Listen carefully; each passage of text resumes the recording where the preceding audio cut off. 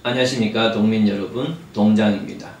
1952년 사상 10월호 내용을 소개해드리고 있습니다.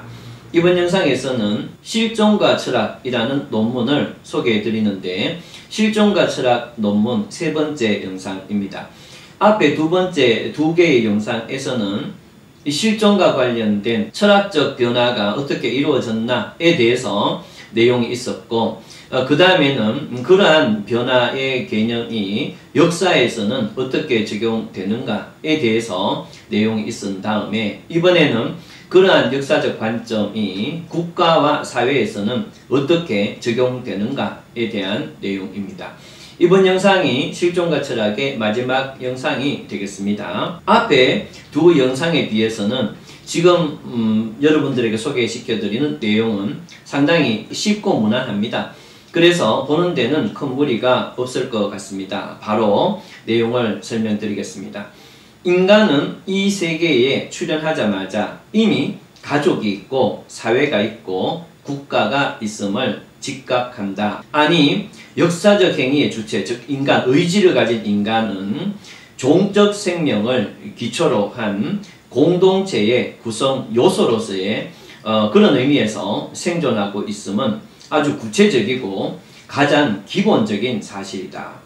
한마디로 인간은 태어나자마자 사회나 국가 속에 있고 하나의 종, 즉 생명체로서 공동체의 구성 요소, 그러니까 사회나 국가의 일부분으로서 살아가는 것은 가장 구체적인 현실이면서 근본적인 사실이다. 이렇게 얘기하고 있습니다. 가장 근원적 의미에 있어서의 구체적인 사회 공동체를 국가라고 말할 수가 있는데, 국민으로서 실존한다는 사실은 역사적일 수밖에 없고 그거는 구체적인 사실일 수밖에 없다. 이렇게 얘기하고 있습니다.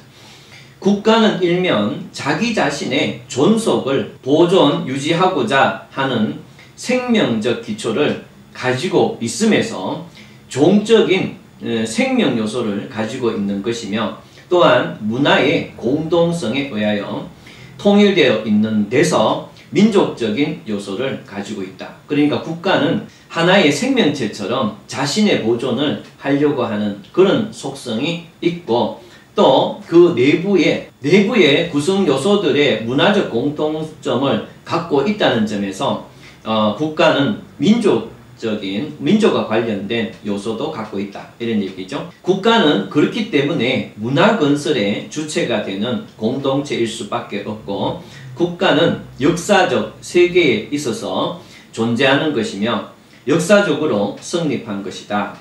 국가 없이 역사적 세계는 형성될 수가 없고, 국가야말로 역사적 세계에 있어서 절대적 개체의 성격을 가진 근원적 공동체다. 이 말은 우리가 개인과 사회를 엄청 중시를 하긴 하지만, 결국에는 역사라는 것은 어떤 공동체를 기준으로 형성될 수밖에 없고, 그 공동체의 가장 기본이 국가이기 때문에 결국에는 역사에 있어서 주로 주체가 되는 것은 국가다. 이런 의미죠. 랑케에 의하면 국가는 자기 고유의 근원적 생명을 가지고 있는 동시에 언제나 정신적인 힘이 움직이고 있다.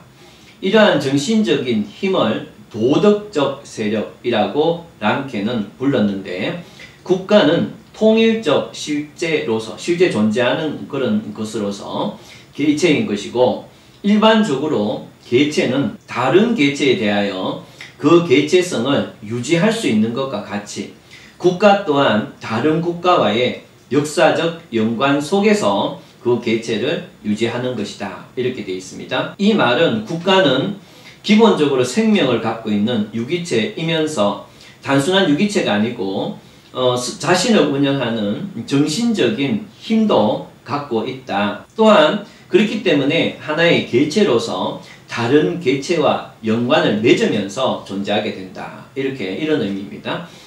국가는 역사적으로 형성되는 것이며, 동시에 국가는 역사적 세계를 형성한다고 말할 수가 있다. 역사적 세계야말로 민족과 민족 혹은 국가와 국가와의 사이에 이것들을 포괄하여 존립하는 별개의 통일체로서 보편적인 연관인 것이다 되어 있는데요. 이것은 우리가 보통 역사적 세계가 뭐냐라고 했을 때는 민족과 민족, 국가와 국가 사이에 그걸 포괄해서 일어나는 여러 상호작용이 역사다 이렇게 얘기하는 거죠. 행위적 주체로서의 실행은 국민으로서의 자각을 가지고 역사적 세계를 형성, 창조할 때 실존의 행위의 근원적 구체성이 드러난다. 이것은 우리 개개인이 앞에서 얘기했던 어떤 의지, 신념 이걸 가지고 그런 상태에서 내가 어느 나라의 국민이다 라는 자각을 가지고 그런 상태에서 자신의 의지를 실현시키는 것, 즉 역사적 세계를 형성하는 것. 그럴 때 우리 개개인은 자신이 역사 속에서 실존하고 있음을 드러낼 수 있다 이런 뜻입니다. 역사적 세계는 특수적인 역사적 세계로서 다른 특수적 역사적 세계와의 보편적 연관성 속에 구체적으로 존립을 하고 있는데 이러한 절대적 보편적 연관은 세계사의 대상인 세계사적 세계인 것인데 물론 이 세계는 보다 고차원의 보편적인 것이다 이렇게 얘기하고 있습니다. 그러니까 이 세계를 관점에서 봤을 때 역사적 세계라는 것은 특수적인 또 특수적인 그러한 개별 국가들 이런 국가들이 보다 보편적인 어떤 규범이나 관계 속에서 형성해 가는 거고 그것을 이제는 특히 세계사다 이렇게 얘기한다는 거죠. 세계사적 세계는 특수적인 역사적 세계를 역사적으로 성립되어지는 보편의 세계인 것이다. 그러니까 특사적인 역사적 세계를 바탕으로 보편성을 이루는 것, 그것이 세계사라는 거죠.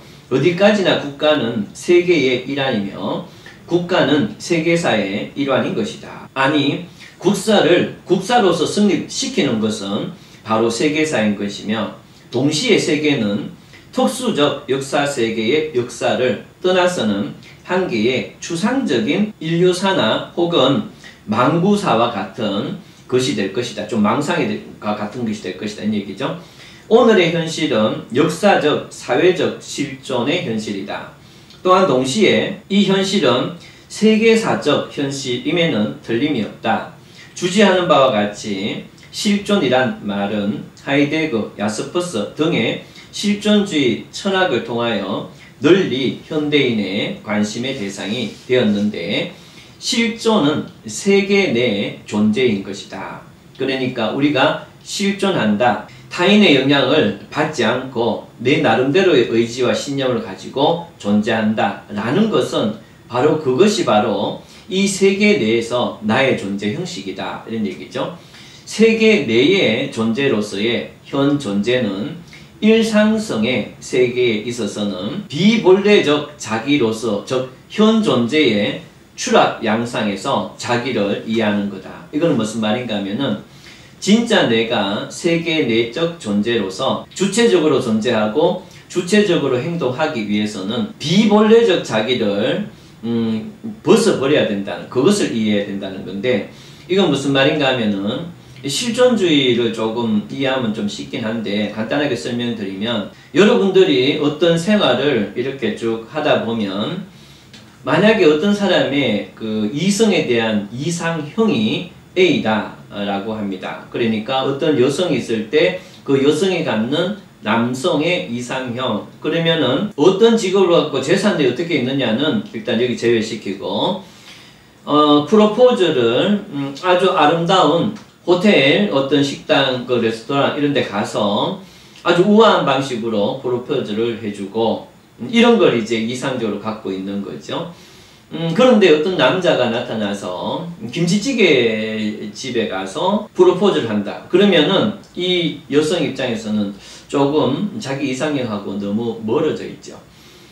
그런데 이 여성이 그래서 자기 이상형에 맞지 않다라고 해서 김치찌개 집에서 프로포즈한 남자를 거절했을 경우에 그 거절은 주체적인 판단인가 아닌가 라는 문제에서 실존주의 입장에서는 전혀 주체적인 판단이 아니라고 보죠. 왜 그런가 하면은 우선 이 여성이 갖고 있는 남성상, 그러니까 멋진 호텔에서 우아한 포즈를 잡으면서 팔을 반지를 내미는 것, 그러한 것이 이상적인 프로포즈 방법이라는 사고를 누가 만들어 줬을까를 생각해야 된다는 거예요. 그걸 생각하지 않고 남이 다 그러고 드라마에 다 그렇게 나오니까 그게 그렇게 행동하는 게 좋은 남자다, 이렇게 생각하는 것은 오히려 주체성에 대한 판단이 아니고 남이 만들어 놓은, 그러니까 드라마가 만들어 놓은, 좀 더 심하게는 작가가 만들어 놓은 상상을 자기의 생각이라고 판단하고 그렇게 해서 자기를 사랑하는 사람을 쫓아보낸 거죠. 이것은 그야말로 드라마가 만들어 놓은, 작가가 만들어 놓은 기준에 따라서 사는 꼭두가시에 불과한 거죠. 우리는 누구나 다가 이런 내 사고가 어디서 왔는지 생각도 못하면서 다른 사람이 그렇다라는 걸 따라서 내 중요한 판단을 하는 경우가 있는데, 이것들은 거의 실존주의 입장에서 봤을 때 이런 것은 자기 삶을 사는 게 아니기 때문에 이미 죽은 삶이다, 이렇게 보고, 그런 일상적인 기준에서 벗어나서 자기 눈으로 모든 비난과 책임을 감수하고 자기 눈으로 살아가는 것, 이걸 실존주의라 그래요. 그래서 다시 얘기하면 세계 내 존재로서의 현 존재는 일상적인 세계에 있어서 비본래적 자기, 그러니까 아직까지 자신의 주체성을 자각하지 못하고 일상적으로 만들어진 패턴 속에서 살아가는, 그걸 비본래적 자기라고 하는데, 이러한 비본래적 자기로서 현재 자신이 추락하고 있다라는 것을, 이것을 이해를, 내가 추락하고 있구나 라고 이해하는 그것이 바로 세계 내에서 역사적인 나의 시작이다, 이런 얘기가 지금 이 내용이거든요. 그러나 여기에서 우리는 하이데거가 말하는 본래적 자기라는 것은 어디까지나 유한성의 자각에 그쳤고 시간성의 수평에 머물러서 개인적 자주성을 회복한 것에 불과하다고 말할 수 있다. 그것은 한계의 개인주의적 실존에 이상주의적 입장이라는 비난을 면치 못할 것이다. 이것은 무슨 말인가 하면은 앞에서 말씀드렸던 그런 실존주의, 실존을 찾은 자신, 이 실존주의를 주장한 게 이제 하이데거인데, 그런데 이러한 하이데거의 견해는 결국에는 이 하이데거는 모든 실존성을 해결한 게 아니고 단순히 한 개인은 다른 사람이 만들어 놓은, 또 모든 사람이 그렇더라 라는 막연한 기준에 의해서 행동할 수 있는 존재라는 그러한 유한성, 그것을 자각하게 해주는 관점일 뿐이고, 또 개인적 자주성을 주체성을 회복하려는 그런 시도였을 뿐인데, 그렇게 이제 이 글에서 비난을 하고 싶은데, 그러면 뭐가 좋으냐? 바로 하이데거는 한 개인이 자신이 잘못 이해하고 있을 수 있다는 유한성, 그걸 자각시키고 그걸 통해서 주체적인 삶을 갖도록 한 건 좋은데, 하지만 국가나 사회, 세계 속에서 인간이 어떤 것이 주체적인지에 대해서는 그러니까 국가나 사회, 민족, 세계와 관련해서의 주체성에 대한 얘기는 하지 않았다, 이렇게 비판을 하고 있다는 거죠. 이 세계는 영원 절대적인 도의력에 의하여 역사적으로 생성 발전하는 그러한 것인데, 세계사적 세계의 생성 발달은 무슨 그러니까 어떤 하나님 이런 거 신의 우주 기획도 아니요 세계 정신의 진보, 이건 이제 해결입니다. 세계 정신의 진보도 아니요 또한 생산력의 변정법적 발전, 마르크스도 아니다. 세계사적 세계의 발전은 어디까지나 세계사적 배경 속에서 개인이 의지를 가지고 행동해 나가는 세계사적 실존의 역사적 현재에 있어서 창조적 건설 행위, 그것이 바로 역사다, 이렇게 되어 있고, 순간순간 도의력을 신념하며 믿으며 국민으로서 자기를 자각 실천하는 바로 그 상황이 바로 세계사가 발전하는 현실이다, 이렇게 얘기합니다. 그러니까 세계사적인 역사적으로 봤을 때 기본적으로 실존이라는 게 중요하긴 하지만 너무 개인적으로 본 하이데거 관점도 마땅치 않고 또 국가와 민족 속에서 세계사적 행위를 하는 그런 인간을 무슨 신의 의도라든가 헤겔이 말했던 절대적 이성의 과정이라든가 단순한 생산력의 변정법이라든가 이런 것들은 다 헛소리고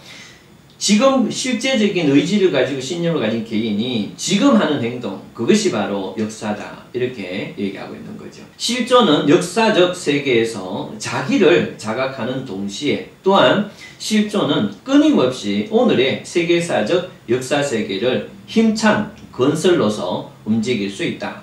여기서 실존이라는 것은 의지를 가진 신념을 갖고 의지를 가진 인간 이런 뜻입니다.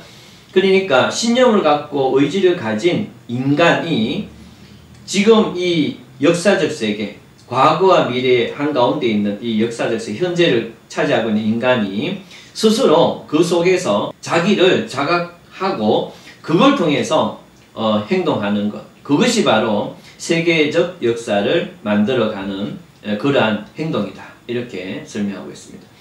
마지막 설명이 꽤 좀 복잡하고 장황했는데 무슨 말인지 여러분들 좀 이해를 하셨으면 좋겠습니다. 자, 그러면은 다음 영상에서 또 뵙도록 하겠습니다. 감사합니다.